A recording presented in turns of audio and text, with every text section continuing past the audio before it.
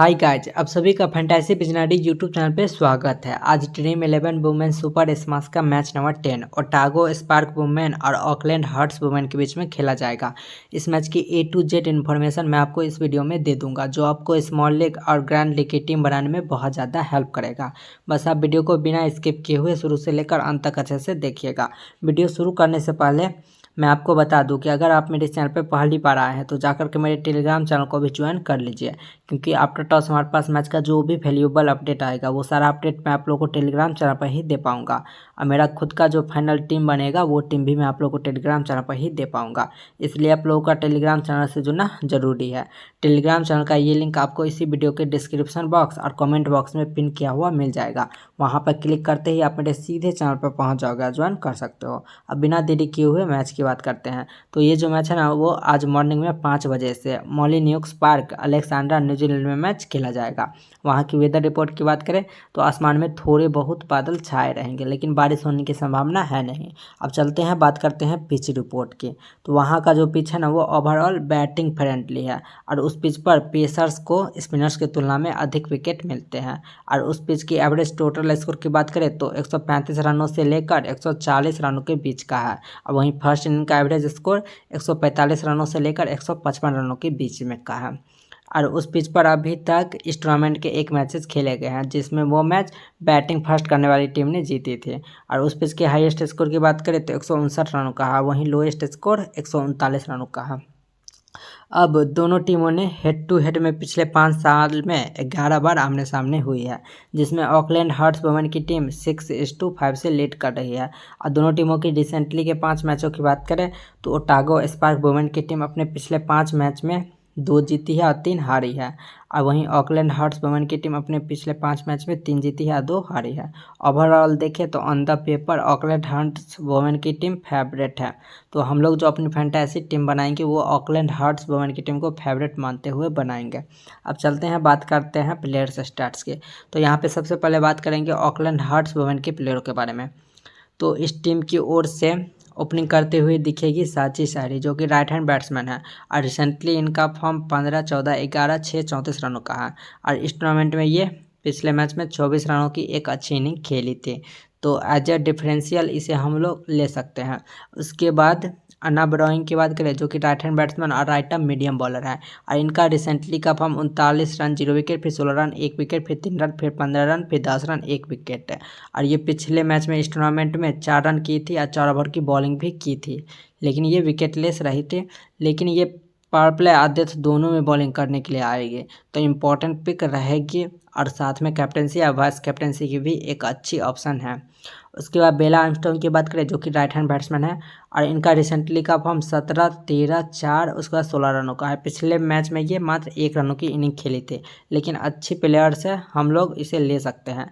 उसके बाद पूरे कैप्टन की बात करें, जो कि राइट हैंड बैट्समैन है और अभी ये इस टीम की कैप्टनसी भी कर रही है। और इनका रिसेंटली का फॉर्म 9, 32, 49, 34 और 7 रनों का है। पिछले मैच में ये 22 रनों की इनिंग खेली थी, तो इस मैच में भी एक अच्छी विकल्प रहेगी।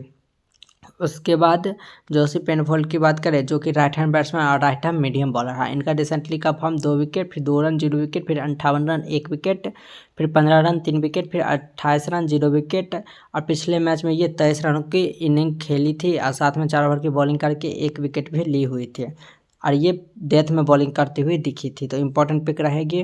और इसे आप लोग ग्रैंड लीग में अपना कैप्टन और वाइस कैप्टन भी कर सकते हो। उसका स्काई बॉर्डन की बात करें, जो कि राइट हैंड बैट्समैन है। इनका रिसेंटली का फॉर्म 2, 3 और 28 रनों का है। पिछले मैच में ये 20 रनों की इनिंग खेली थी और साथ में 4 ओवर की बॉलिंग करके 4 विकेट भी ली थी। और ये भी डेथ में बॉलिंग करती हुई दिखी थी, तो इम्पोर्टेंट पिक रहेगी। और साथ में कैप्टनसी या वाइस कैप्टनसी की भी एक अच्छी ऑप्शन है।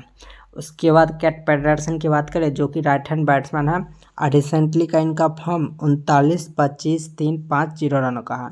और पिछले मैच में ये 8 रनों की इनिंग खेली थी, लेकिन थोड़ा सा रिस्की पिक है। इसे हम लोग स्मॉल लीग में ड्रॉप करके ही चलेंगे, लेकिन ग्रैंड लीग के एक अच्छी ऑप्शन है। उसके बाद एमी हुकर की बात करें, जो कि राइट आर्म मीडियम बॉलर है। इनका recently form 3 wicket, 2 wicket, 2 wicket, फिर 0 विकेट, फिर 1 विकेट। पिछले मैच में मात्र 2 ओवर की बॉलिंग की थी, जिसमें विकेटलेस रहे थे, लेकिन अच्छी बॉलर है। ये अपने दिनों पर अच्छी खासी विकेट ले सकती है, तो डिफरेंशियल के तौर पे हम लोग इसे ट्राई कर सकते हैं, लेकिन ग्रैंड लीग में तो आप लोग इसे ज़रूर ट्राई कीजिएगा। उसके बाद एलिजाबेथ बुचनन की बात करें, जो कि राइट हैंड बैट्समैन और विकेट कीपर बल्लेबाज है, और इस टीम की ओर से यही विकेट कीपिंग करती हुई दिखेगी।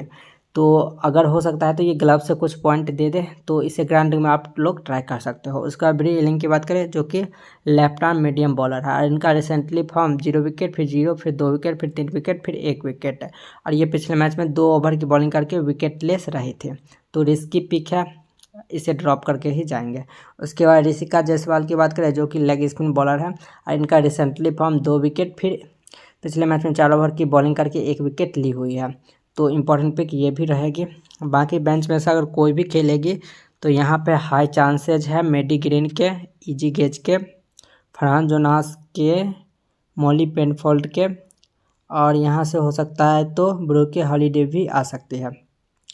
तो सबसे पहले बात करते हैं मेडी ग्रीन की, जो कि राइट हैंड बैट्समैन है, और इन्होंने अपने T20 इंटरनेशनल करियर में 87 मैचेस खेलकर 926 रन की हुई है 17 के एवरेज से, और 1 विकेट ली हुई है। और रिसेंटली फॉर्म इनका 18, 3, 4, 83 और 65 रनों का है। तो खेलेगी तो इंपॉर्टेंट पिक रहेगी। उसका इजी गेज की बात करें, जो कि राइट हैंड बैट्समैन और विकेट कीपर बल्लेबाज है। अगर ये भी प्लेइंग 11 में आई तो इम्पॉर्टेंट पिक रहेगी। ये बल्ले से और ग्लव से भी पॉइंट दे सकती है। इनका रिसेंटली फॉर्म 18, 1, 6 और 9 रनों का है। इसके बाद फरहान जोनास अगर खेलेगी तो ये भी इंपॉर्टेंट पिक रहेगी। इन्होंने T20 इंटरनेशनल करियर में 23 मैचेस खेलकर 16 विकेट ली हुई है, और इनका रिसेंटली फॉर्म 0 विकेट, फिर 2, उसके बाद फिर 0, उसके बाद फिर 1, उसके बाद फिर 2 विकेट है। इसके बाद मॉली पेनफोल्ड की बात करें, जो कि राइट आर्म मीडियम बॉलर है। इन्होंने अपने T20 इंटरनेशनल करियर में 7 मैच खेलकर 5 विकेट ली हुई है। इनका रिसेंटली फॉर्म 2, 2, 0, उसके बाद फिर 2, उसके बाद फिर 0 विकेट है।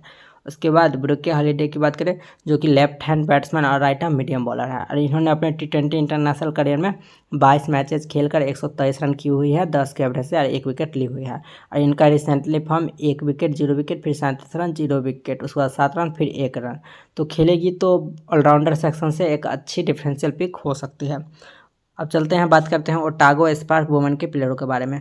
तो इस टीम की ओर से ओपनिंग करने के लिए आएगी सूजी बेट्स, जो कि अभी इस टीम की कैप्टन है। ये राइट हैंड बैट्समैन है। इन्होंने अपने T20 इंटरनेशनल करियर में 152 मैचेस खेलकर 4118 रन की हुई है 30 के एवरेज से, 56 विकेट ली हुई है। तो इंटरनेशनल अनुभव इनके पास अच्छा खासा है। और इनका रिसेंटली फॉर्म 18, 51, 108 रन, 0 विकेट, फिर 74 रन, फिर 24 रन। और इस टूर्नामेंट में ये 25, उसके बाद फिर 23 रन, 0 विकेट, फिर 70 रन, 1 विकेट। तो ये बल्ले से अच्छी टच में नज़र आ रही है, और साथ में ये 1-2 ओवर की बॉलिंग भी कर रही है। तो इंपॉर्टेंट पिक रहेगी, और साथ में कैप्टनसी या वाइस कैप्टनसी की भी एक अच्छी ऑप्शन है। उसके बाद बेला जेम्स की बात करें, जो कि राइट हैंड बैट्समैन और विकेट कीपर बल्लेबाज है। इनका रिसेंटली फॉर्म 29, 6, उसके बाद 2-2 रनों का है, और इस टूर्नामेंट में ये 9, 26 और 21 रनों की इनिंग खेली है। तो ये विकेट कीपिंग सेक्शन से एक अच्छी डिफरेंशियल पिक हो सकती है। उसके बाद कैटलिन ब्लैकली की बात करें, जो कि राइट हैंड बैट्समैन है। इनका रिसेंटली फॉर्म 32, 11, 21, 42, 48, उसके बाद 0 विकेट। फिर इस टूर्नामेंट में ये 6, 5 और 28 रन की इनिंग खेले थे।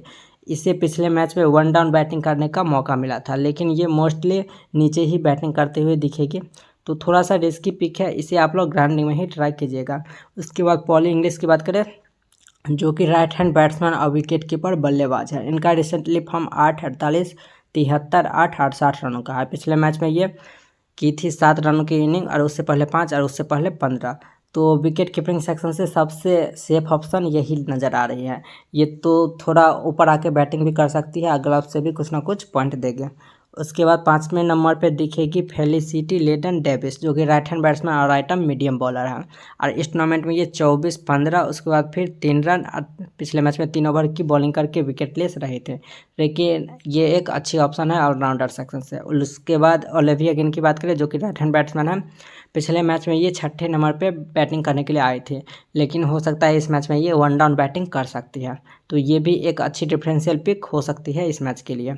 उसके बाद हेली जैनसन की बात करें, जो कि राइट आर्म मीडियम बॉलर है।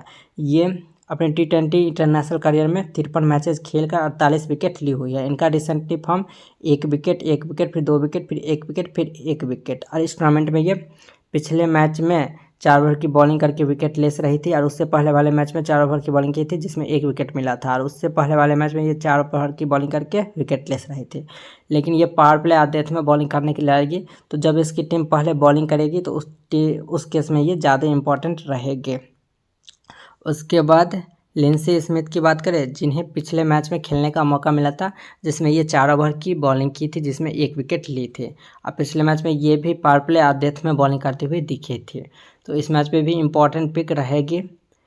उसके बाद एडन कार्सन की बात करें, जो कि ऑफ ब्रेक बॉलर है। इन्होंने अपने T20 इंटरनेशनल करियर में 19 मैचेस खेलकर 21 विकेट ली हुई है, और इनका रिसेंटली का फॉर्म 3 विकेट, फिर 3 विकेट, फिर 1 विकेट, फिर 0 विकेट, फिर 2 विकेट, और इस टूर्नामेंट में ये 1 विकेट, 1 विकेट, फिर 0 विकेट। तो इस टूर्नामेंट में ये पूरे 3 से 4 ओवर की बॉलिंग कर रही है, तो इंपॉर्टेंट पिक रहेगी।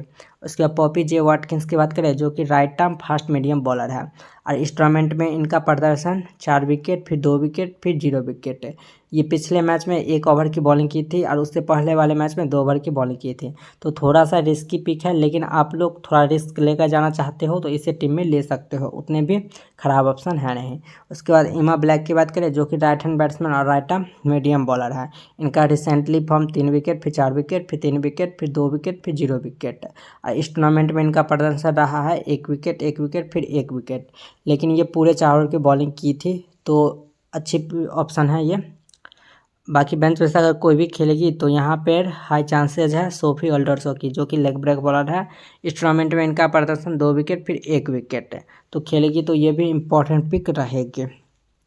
बाकी इसके अलावा कोई और शायद ही खेलती हुई दिखेगी। तो गाइज, इसी के साथ इस मैच का एनालिसिस हुआ कंप्लीट। अब एक छोटा सा रिक्वेस्ट है कि इस वीडियो को लाइक कर दो और चैनल को सब्सक्राइब कर लो। अब चलते हैं ड्रीम 11 की डेमो टीम की ओर। तो गाइज, मेरा ड्रीम 11 का डेमो टीम कुछ इस प्रकार से है। यहाँ पर मैं विकेट कीपिंग सेक्शन से पी इंग्लिश को लिए हुए हैं। इसके अलावा आप लोग थोड़ा रिस्क लेकर जाना चाहते हो तो बी जेम्स को ले सकते हो, लेकिन मैं अभी के लिए पी इंग्लिश के साथ ही जाऊँगा। और वहीं बैटिंग सेक्शन से सूजी बैट्स को लिए हुए हैं और एस बॉर्डन को लिए हुए हैं। वहीं ऑलराउंडर सेक्शन से जे पेनफोल्ड को, एफ लेडन डेविस को, ई ब्लैक को और ए ब्राउनिंग को लिए हुए हैं। और वहीं बॉलिंग सेक्शन से एच जेनसन को, ई कार्सन को, और वहीं एल स्मिथ को लिए हुए हैं और आर जायसवाल को लिए हुए हैं। तो कुछ इस प्रकार से मेरा टीम है। यहाँ पर मैं कैप्टन ए ब्राउनिंग को किए हुए हैं, अपना वाइस कैप्टन सूजी बैट्स को किए हुए हैं। इसके अलावा आप लोग अपना कैप्टन और वाइस कैप्टनसी के विकल्प में ईमा ब्लैक को रख सकते हो और एश बॉर्डन को भी रख सकते हो। लेकिन गाइज, ये तो मेरा ड्रीम 11 का टीम है, जहाँ पर 10:1 कॉम्बिनेशन के साथ जा सकते हैं। लेकिन वैसा प्लेटफॉर्म जहाँ पर 7:4 कॉम्बिनेशन के साथ जाना ज़रूरी है, वहाँ पर आप लोग एक काम कर सकते हो। बॉलिंग सेक्शन से एडन कार्सन को ड्रॉप करके बैटिंग सेक्शन से पी कैटन को ले सकते हो। लेकिन गाइज, ये मेरा सिर्फ डेमो टीम है। मेरा फाइनल टीम जो भी बनेगा वो टॉस होने के बाद ही बन पाएगा। इसलिए आप लोग जल्दी से जाकर के टेलीग्राम चैनल को ज्वाइन कर लीजिए। धन्यवाद।